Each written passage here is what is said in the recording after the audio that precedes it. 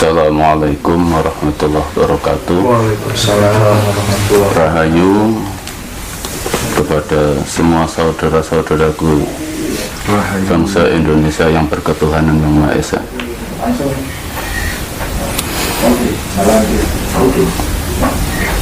Dalam perjalanan kita menuju Yang Maha Kuasa, ada istilah-istilah dengan istilah syariat, hakikat, dan makrifat. Itu semua istilah-istilah dari Arab. Dan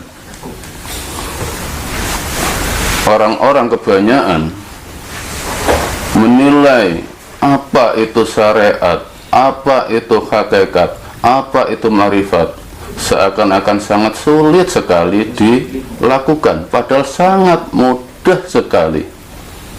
Allah tidak pernah mempersulit hambanya untuk menuju Dia. Yang mempersulit adalah orangnya sendiri, karena terlalu kebablasan. Syariat itu adalah aturan hidup kita di dunia. Syariat itu dunia, hidup kita di dunia ini ada tata caranya, itulah syariat. Dan kita orang Indonesia punya syariat sendiri, yaitu Pancasila.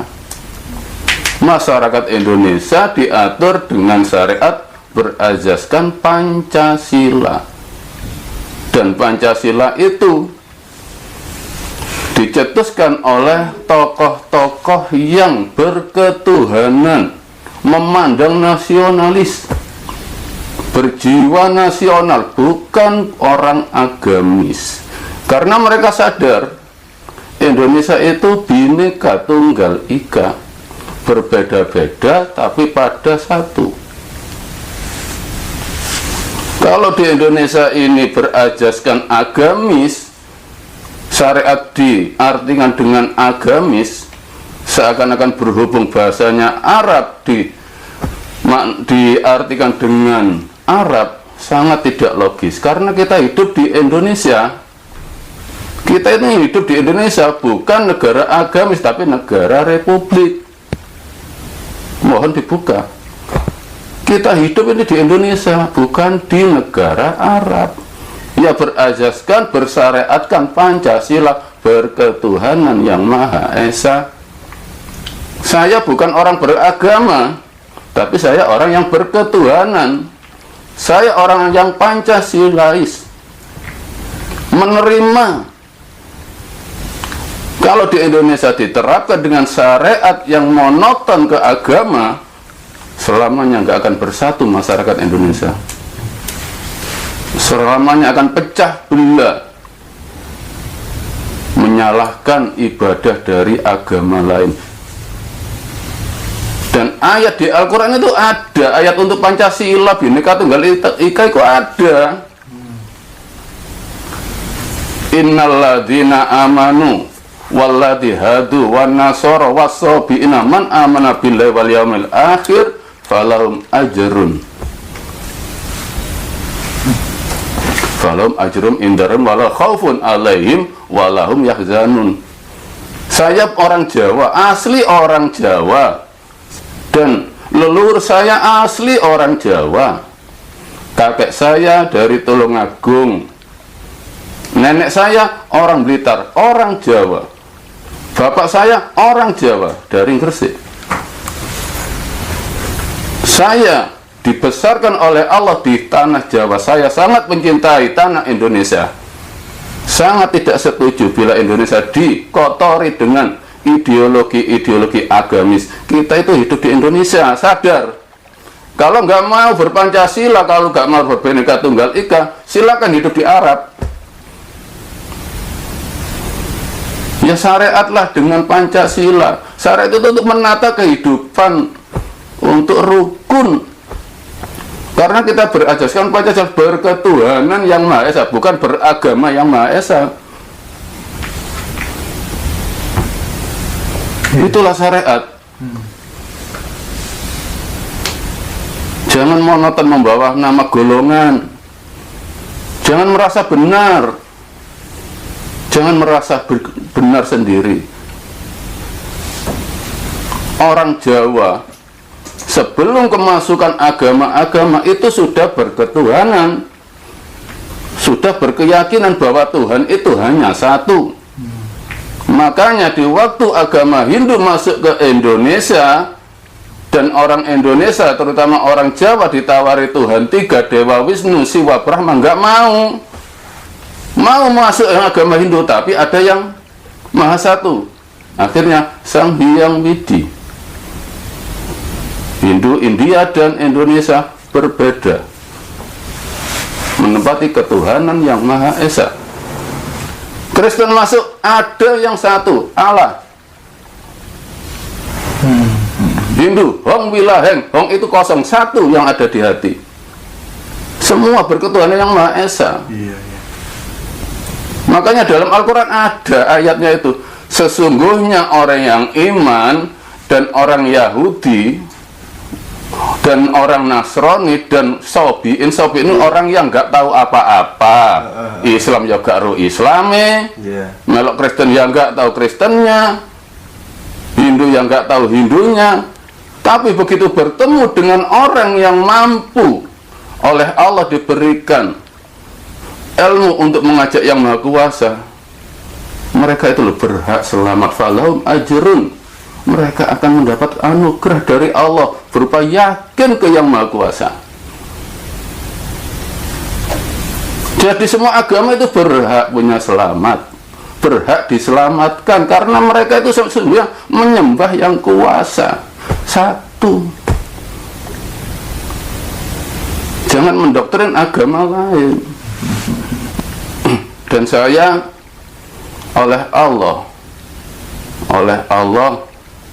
memang diberikan oleh Allah amanah, dengan semampu saya, dengan bantuan Allah, dengan ridha Allah, bercita-cita menyatukan orang Indonesia ini loh, hanya berketuhanan yang Maha Esa, tidak memandang latar belakang yang membawanya. Karena pada akhirnya kita bila mati menuju yang Maha Esa. Dan saya bertanggung jawab untuk semua yang mau saya ajak ke yang Maha Esa. Saya hanya bukan ucapan, tapi bertanggung jawab demi Allah, demi yang Maha Kuasa. Saya bertanggung jawab dengan keselamatan dia di akhirat. Demi Allah, saya berjanji untuk siapa saja yang mau saya ajak bersaudara untuk menuju yang Maha Kuasa, saya bertanggung jawab untuk keselamatan dia, untuk akhiratnya. Saya diberikan amanah oleh Allah untuk menyatukan tanah Indonesia, untuk mengembalikan kekuatan Jawa.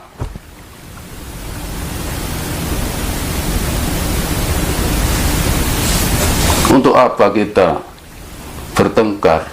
Hanya karena ideologi, hanya karena agama. Kita itu satu Tuhan yang Maha Kuasa, Allah. Yakin saya diberikan oleh yang Maha Kuasa untuk membimbing hati mereka menuju yang mereka cari selama ini. Maksudnya bertanggung jawab itu bagaimana, Mbak Nok? Bertanggung jawab dengan yang saya ucapkan dan yang saya ajarkan. Bukan terus kemudian menanggung segala apa dari yang diajak, begitu ya? Saya bertanggung jawab masalah urusan dia untuk kembali ke yang Maha Kuasa dengan membawa keselamatannya. Oke. Mbak Nok, kita tahu bahwa sebelum jagat raya ini kemudian tercipta, ya kan, sebelum Tuhan kemudian menciptakan Adam, sebelum Tuhan menciptakan Hawa, tentu Tuhan kan sudah tahu nanti kira-kira skenarionya itu nanti akan seperti ini, begitu kan. Dan ketika kemudian orang itu nanti akan banyak yang masuk neraka, ya kan, daripada yang masuk surga, itu kan semuanya Tuhan sudah tahu ya Maya, karena dia kan awal dan akhir, maha segala-galanya. Iya. Tapi meskipun dia sudah tahu kalau kemudian orang-orang nanti akan banyak yang dimasukkan neraka, disiksa karena perbuatannya, tapi kok ya masih dilakukan. Itu kan sama halnya dengan apa ya, terkesan Tuhan itu terkesan sadis gitu loh, penyiksaan berencana begitu loh. Iya. Nah, kira-kira bagaimana Bano melihat hal seperti itu? Kembali saya urai jawaban yang dulu, cuma beda versi ya. Okay. Allah itu mempunyai sifat wujud, dan yang asal selain Allah diwujudkan oleh Allah, oleh Tuhan. Setiap Tuhan menciptakan apapun, di situ diberikan fasilitas, dan manusia diberikan nafsu dan hati.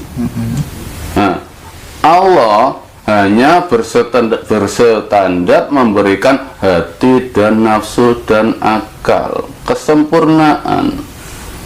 Tinggal manusianya sendiri bisa sadar apa enggak, itu sudah terserah manusianya. Allah hanya menciptakan. Jadi bukannya Allah sadis, karena Allah sudah menurunkan peringatan-peringatan dalam Al-Quran dan disampaikan oleh para ulama. Jadi ya ditanya sendiri hatinya, asli jujur hidupnya ini untuk menuju yang maha kuasa apa enggak, bukannya sadis. Kan dengan jujur kita bisa menanyai, hidupku ini untuk hanya menuruti duniawi apa berjalan beriringan. Makanya tidak jelas alamatnya kok ngajak orang, mana bisa sampai di tempat. Kita menciptakan kendaraan, kita ajak ke terminal, ke tujuan, dan anak-anak yang di hutan itu kita panggil, kita datangi, dan siap didatangi. Saya siap didatangi dan mendatangi kalau memang ada waktu dan Allah mengizinkan untuk bertemu. Dengan ikhlas, siapapun bisa berjumpa saya, asal dengan niat yang tulus untuk menuju yang kuasa. Nggak perlu takut dengan syarat-syarat. Saya mencari saudara. Innamal mu'min ikhwatun fa aslihu baina akhwaikum. Sesungguhnya orang iman itu dan orang iman bersaudara. Kita ajak kita untuk bersaudara, kita rangkul mereka tanpa memandang latar belakang agama. Tapi apa pentingnya kemudian Tuhan sampai menciptakan neraka? Ku lepas-lepas sendiri, ku siksa-siksa sendiri, untungnya Tuhan apa kira-kira? Yang nggak ada untungnya, itu kan haknya Allah. Allah mempunyai sifat jais sakarepe dewe. Allah pun gak butuh disembah manusia. Kita diberikan kenikmatan, bisa makan, bisa kawin, bisa apa saja.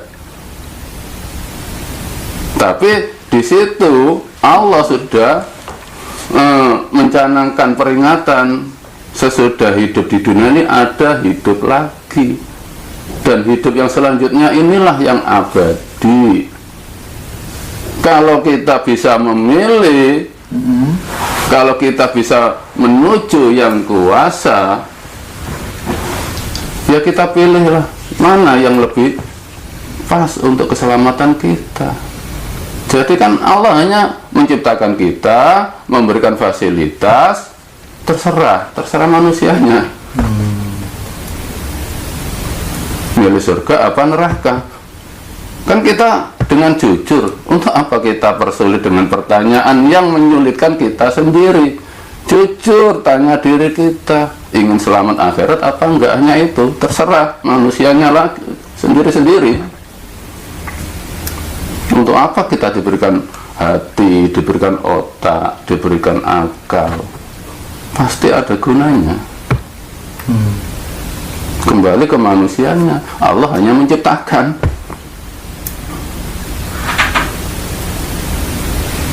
Allah hanya menciptakan ya. Iya. Terserah manusianya. Terserah manusianya.